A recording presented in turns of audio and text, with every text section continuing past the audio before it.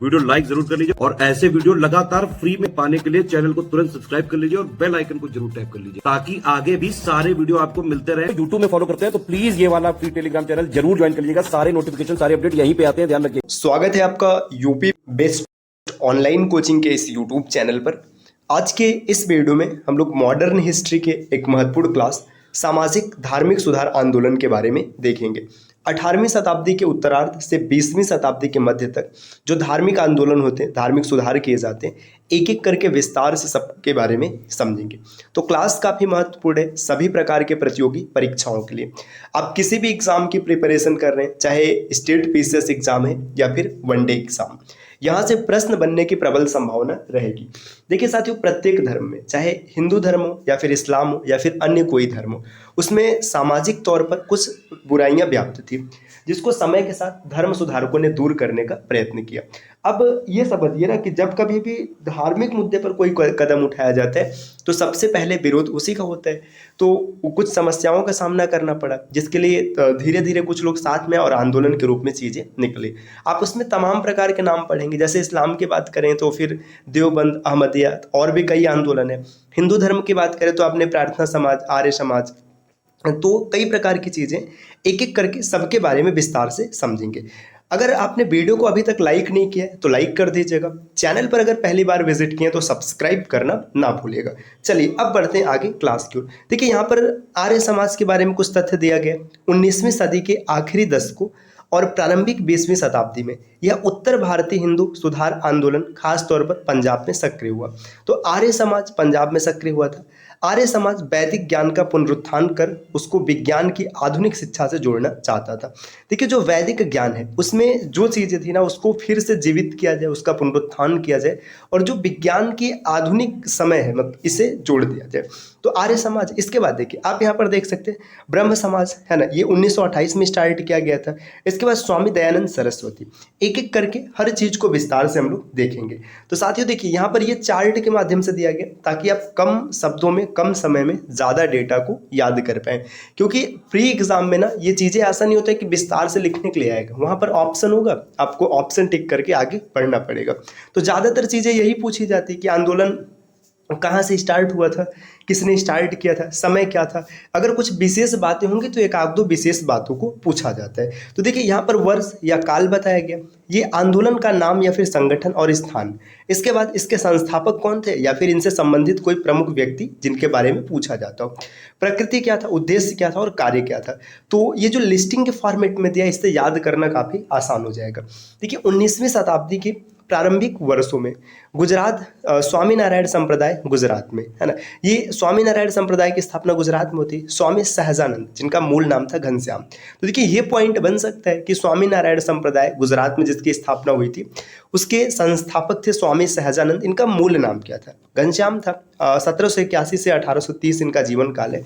अब देखिए स्वामीनारायण संप्रदाय में क्या बात कहा गया, ईश्वर की अवधारणा में विश्वास, वैष्णव धर्म की भोगवादी रीतियों का विरोध। देखिए वैष्णव धर्म भगवान विष्णु से जुड़ा होता है जिसको वैष्णव धर्म कहते हैं। भगवान शिव से जुड़े धर्म को शैव धर्म कहा जाता है।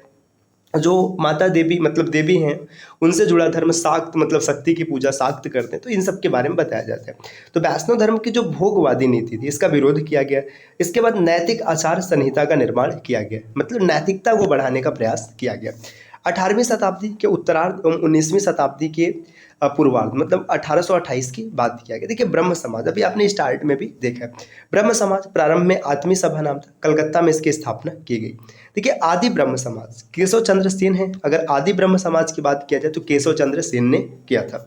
साधारण ब्रह्म समाज शिवनाथ शास्त्री और आनंद मोहन बोस। और ब्रह्म समाज अगर पूछा जाए, ब्रह्म सभा या ब्रह्म समाज, सामान्यतः पेपर में यही पूछा जाता है, राजाराम मोहन राय 1828। तो यहाँ पर 2-3 पॉइंट है। अगर कभी ऐसा प्रश्न बन गया कि आदि ब्रह्म समाज की स्थापना किसने किया था तो केशव चंद्र सेन, आपको याद रखना है। साधारण ब्रह्म समाज शिवनाथ शास्त्री और आनंद मोहन बोस। और ब्रह्म समाज या ब्रह्म सभा जो सामान्य तौर पर हम लोग जानते हैं राजाराम मोहन राय का नाम, तो ये है। तो आप पॉइंट याद रखिएगा, आदि में अगर आएगा तो केशव है, साधारण में आएगा तो कौन है, विश्वनाथ है, और ब्रह्म समाज सीधा सीधा पूछा जाएगा तो राजाराम मोहन राय। देखिए, ब्रह्म समाज का मूल उद्देश्य क्या था? एकेश्वरवाद का प्रचार। एकेश्वरवाद मतलब ईश्वर एक है, इस चीज का प्रचार किया गया। अवतारवाद, ध्यान, त्याग, ब्राह्मण वर्ग, मूर्ति पूजा, अंधविश्वास एवं सती प्रथा का विरोध। देखिए, एकेश्वरवाद का प्रचार किया गया, ठीक। अवतारवाद है, ध्यान, त्याग, ब्रह्म, ठीक है, इन सब चीजों को बढ़ाया गया। अब देखिए, मूर्ति पूजा, अंधविश्वास, सती प्रथा का विरोध किया गया। हिंदू धर्म की कुरीतियों को दूर करने का प्रयास राजा राम मोहन राय द्वारा प्रकाशित पत्रिकाएं। देखिए, हिंदू धर्म में जो जो कुरीतियां थी, जो बुरे प्रचलन थे, जैसे सती प्रथा हो गया, बाल विवाह हो गया, जो विधवा विवाह नहीं हुआ करता था, ये सब चीजें हो गई, है ना। तो इसमें क्या किया गया? विरोध किया गया। इसके लिए राजा राम मोहन राय ने पत्रिका प्रकाशित की, इसका नाम है संवाद कौमुदी, 1821 में। मीरात उल अकबर, देवेंद्रनाथ टैगोर द्वारा देखिए, जो राजा राम मोहन राय, तो इनके बारे में हो गया। आगे देवेंद्रनाथ टैगोर द्वारा प्रकाशित पत्र कौन है? तत्वबोधिनी पत्रिका। केशव चंद्र सेन ने इंडियन मिरर, साधारण ब्रह्म समाज द्वारा तत्व कौमुदी, द इंडियन मैसेंजर, द संजीवनी, नव भारत प्रवासी, इन सब के बारे में ये सब पत्रिकाएं प्रकाशित की गई थी। हालांकि पत्र पत्रिका ये हम लोगों ने पहले भी देख रखा है। हिंदू धर्म का पहला सुधार आंदोलन ब्रह्म समाज था, तो ये भी पॉइंट इंपॉर्टेंट हो जाता है। हिंदू धर्म का पहला जो सुधार आंदोलन था, ये ब्रह्म समाज रहा था। साथियों, आपको बता दें, अगर आप RO की कंप्लीट और सिलेक्शन वाली प्रिपरेशन करना चाहते हैं, तो अभी भी जितना समय बचा है, इस समय में आप आराम से तैयारी कर सकते हैं। बस इसके लिए आपको स्टडी फॉर सिविल सर्विसेज के पेड कोर्सेज को फॉलो करना है। कोर्स को ज्वाइन करने के लिए आप इनमें से किसी भी नंबर पर कॉल या व्हाट्सएप कर कोर्स की जानकारी ले सकते हैं। ये ज्ञान सर का व्हाट्सएप नंबर है, आप यहाँ से व्हाट्सएप के माध्यम से भी जुड़ सकते हैं।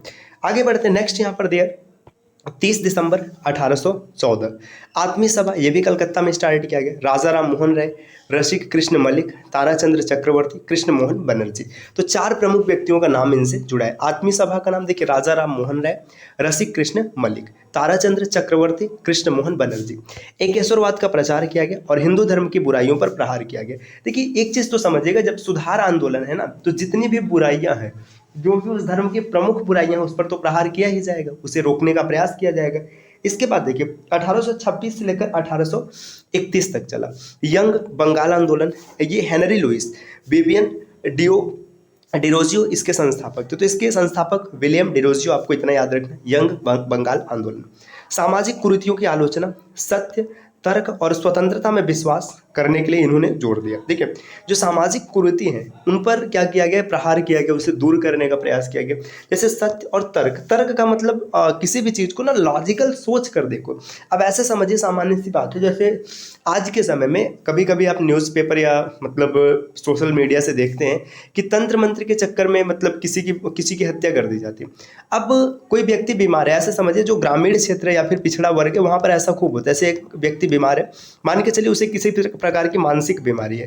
मानसिक बीमारी कहने का तात्पर्य कि उसे चक्कर आता है या फिर मतलब शरीर अकड़ने लगता है, तो उसका मूल रूप से उसका ट्रीटमेंट न करा करके उसे भूत प्रेत या बाधाओं से जोड़कर देखा जाता है। ये कुरीतियाँ हैं। ये तो मतलब अभी के समय में, अब सोचिए, अभी 21वीं सदी में जहाँ पर भारत इतना विकास कर चुका है, दुनिया की 4थी सबसे बड़ी इकॉनमी बन चुका है, उस समय में ये चल रहा है।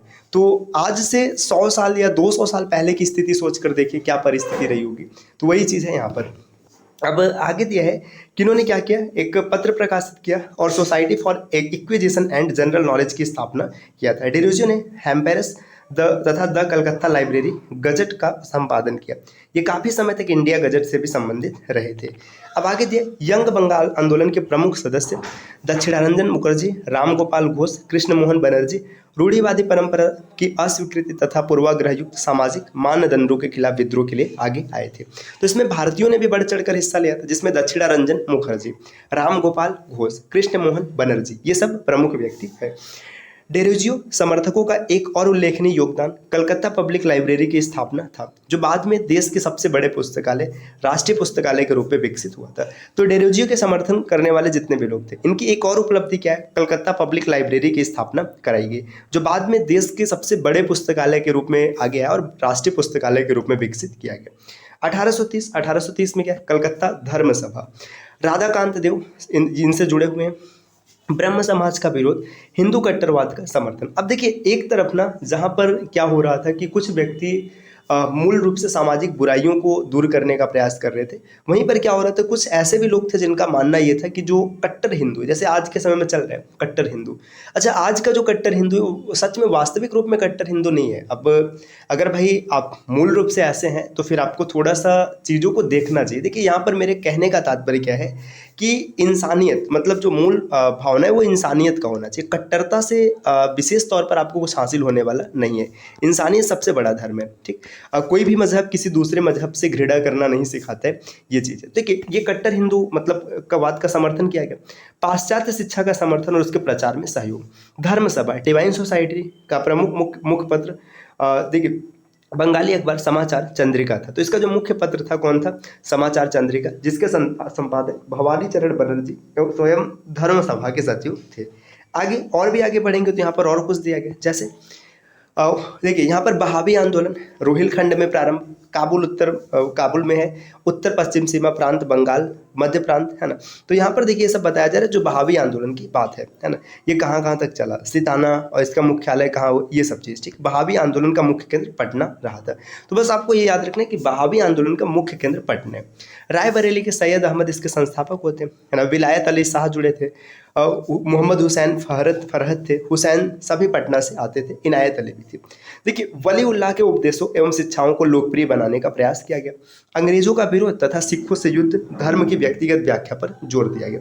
दिलचस्प बात यह है कि 1870 में भारतीय दंड संहिता में राजद्रोह शब्द शामिल किए जाने के लिए यही आंदोलन जिम्मेदार था। देखिए बहावी आंदोलन, जो राजद्रोह आज भी देखते हैं हम लोग, तो ये बहावी आंदोलन था, इसी के कारण ये शब्द शामिल किया गया। बहावी के बारे में ब्रिटिश सरकार का संदेश और उपमहाद्वीप में बढ़ती बहावी गतिविधियों में ने भारत में विधि द्वारा स्थापित सरकार के प्रति असंतोष भड़काने का प्रयास करने वाले गैर कानूनी भाषणों को नियंत्रित करने के लिए राजद्रोह शब्द का शुरुआत कर दिया। मतलब जो ब्रिटिश अधिकारी थे ये हिंसा न भड़क जाए इसके लिए राजद्रोह शब्द को सामने लाए। आगे यहाँ पर दिया, देखिए 1839 में क्या है, तयूनी आंदोलन ढाका में स्थापित होता है। करामत अली जौनपुरी इसके संस्थापक होते हैं। शाह वली उल्लाह की धार्मिक शिक्षाएं प्रमुख आधार, फराजी आंदोलन का विरोध इसमें किया गया था। आगे दिया तत्वबोधनी सभा कलकत्ता में आया था, देवेंद्रनाथ टैगोर ने स्थापना किया था। राजा राम मोहन राय के विचारों का समर्थन एवं उनका प्रचार प्रसार। देखिए ऐसा नहीं कि मतलब कोई एक आंदोलन आया तो उसका विरोध सबने किया, कुछ लोगों ने समर्थन किया, कुछ लोगों ने विरोध किया। तो तत्वबोधनी सभा जो थी ये देवेंद्रनाथ टैगोर ने स्थापित किया। राजा राम मोहन राय के जो विचार थे इसका इन्होंने समर्थन किया। 1841 से 71 तक नामधारी या फिर कूका आंदोलन, ये सिखों से संबंधित था। देखिए कूका आंदोलन किससे संबंधित, सिखों से। ये कहाँ चला, उत्तर प्रदेश सीमांत प्रांत भाईनी पंजाब के लुधियाना जिले में स्थित है। भाई बालक सिंह एवं राम सिंह इसके संस्थापक होते हैं। सिखों के सामाजिक और धार्मिक सुधारों को पर इन्होंने प्रयास किया, भक्ति और शुद्धता पर बल दिया गया। 1848 में student literary and scientific society, सामाजिक प्रश्नों पर बहस, विज्ञान को लोकप्रिय बनाने का प्रयास किया गया। परमहंस मंडली बंबई में स्थापित हुआ, जाति बंधनों को दूर करने का प्रयास किया गया। रहनुमाई मायजत सभा, पारसियों का धर्म सुधार आंदोलन होता है। जो पारसी है, पारसियों का धर्म सुधार आंदोलन होता है। ये SS बंगाली, दादा भाई नौरोजी, फारदोन जी नौरोजी, ये सब इसके संस्थापक होते हैं। पारसियों की दशा सुधारने का प्रयास किया गया। राष्ट्रवाद की शुद्धता पर बल दिया गया। राष्ट्रगुप्तार मतलब सत्य की बातें नामक पत्र का प्रकाशन किया गया। तो राष्ट्रगुप्तार ये रहनुमाई मायजत सभा के संबंध में से जुड़ा है। आगे देखिए राधा स्वामी सत्संग आंदोलन आगरा में, है ना। तुलसीराम और शिवदयाल साहब स्वामी जी महाराज ने इसके संस्थापक होते हैं। जीवात्मा तथा परमात्मा पर बल दिया गया। आत्मा तथा भक्ति के मिलन को मोक्ष प्राप्ति का साधन बताया गया। शराब मांसाहार का विरोध किया गया। धर्म शस्त्र मूर्ति पूजा एवं तंत्र मंत्र का विरोध। देखिए जो मूर्ति पूजा है उसका विरोध यहाँ भी किया गया। सादगीपूर्ण जीवन पर बल दिया गया। वेद समाज, ये काफ़ी इंपॉर्टेंट है। वेद समाज, इसे दक्षिण भारत का ब्रह्म समाज कहते हैं। इसको चैबेट्टी श्रीधरलू नायडू इसके संस्थापक होते हैं। वेद समाज ने जाति भेदभाव और अंधविश्वास, रूढ़िवादी हिंदू धर्म आडंबरों के उन्मूलन के काम में मतलब इसने सहयोग किया। साथ ही साथ क्या जो महिला का शिक्षा और विधवा पुनर्विवाह, इसको बढ़ाने का भी प्रयत्न किया गया। आगे देखिए देवबंद आंदोलन, काफ़ी महत्वपूर्ण है, यहाँ से पेपर में कई बार प्रश्न पूछा गया। देवबंद आंदोलन की बात करें 1866, देवबंद सहारनपुर उत्तर प्रदेश में इसकी स्थापना की गई। मोहम्मद कासिम ननौतवी, इसके बाद राशिद अहमद गंगोही इसके संस्थापक होते। मौलाना अबुल कलाम आज़ाद, मोहम्मद उल हसन शिबली नुमानी इससे जुड़े थे। इस्लाम की उदारवादी व्यवस्था को आगे बढ़ाने का प्रयास किया गया। इसके बाद देखिए पाश्चात्य शिक्षा पद्धति का विरोध किया गया, सर सैयद अहमद खां के सिद्धांतों का विरोध और भारतीय राष्ट्रीय कांग्रेस की जो स्थापना हुई थी उसका यहाँ पर स्वागत किया गया। ठीक, आगे देखते हैं। नेक्स्ट दिया है 1866, भारत का ब्रह्म समाज कलकत्ता में स्थापित हुए। केशव चंद्र सेन समाज सुधार की क्रांतिकारी समर्थन। प्रार्थना समाज बंबई में स्थापित है। आत्माराम पांडुरंग गोविंद। रामकृष्ण देखिए यहाँ पर दिया रानाडे भी इससे जुड़े हैं, है ना। इसके बाद गोपाल भंडारकर ये इसके संस्थापक होते हैं। नेक्स्ट यहाँ पर देखिए हिंदू धार्मिक विचार धारा और प्रथाओं में सुधार, एकेश्वरवाद का समर्थन, महिलाओं की दशा सुधारने का प्रयास किया गया। देखिए गोपाल भंडारकर ने बॉम्बे विश्वविद्यालय में कुलपति के रूप में काम किया और पुणे में महर्षि कर्वे द्वारा स्थापित पहली महिला विश्वविद्यालय के भी कुलपति रहे थे। तो साथियों ये आज की क्लास रही। प्रार्थना समाज से आगे की चीज़ों को हम लोग अगली क्लास में देखेंगे, क्योंकि क्लास लंबी हो जाएगी तो फिर आपका इंटरेस्ट कम हो जाएगा। ठीक, ये इसके बाद की जो चीज़ें तो हम लोग नेक्स्ट क्लास में देखेंगे। देखिए अगर आप कंप्लीट हिस्ट्री फ्री में पढ़ना चाहते हैं तो चैनल को सब्सक्राइब कर लीजिए। हम लोग एंशियंट हिस्ट्री और मॉडर्न हिस्ट्री को डन कर चुके हैं और मिडाइवल हिस्ट्री लगभग आधा के आसपास खत्म हो चुका है। अगर आप देखेंगे तो ये पीडीएफ जो है 376 के पेज पर हम लोग चल रहे हैं, यहाँ पर 376 और लास्ट में देखिएगा पूरा 448 है। तो लगभग डन हो चुका है। कंप्लीट हिस्ट्री आपकी फ्री में तैयार हो जाएगी, बस चैनल को सब्सक्राइब कर लेना है। अगर आपको ये पीडीएफ प्राप्त करना है तो इसके लिए आपको क्या करना है, देखिए यहाँ पर जो नंबर दिख रहा है ये आप इनमें से ना किसी भी नंबर पर कॉल या फिर व्हाट्सएप कर पीडीएफ की जानकारी ले सकते हैं और इसे प्राप्त भी कर सकते हैं। तो मिलते हैं साथियों आपसे अगली वीडियो में, तब तक के लिए नमस्कार।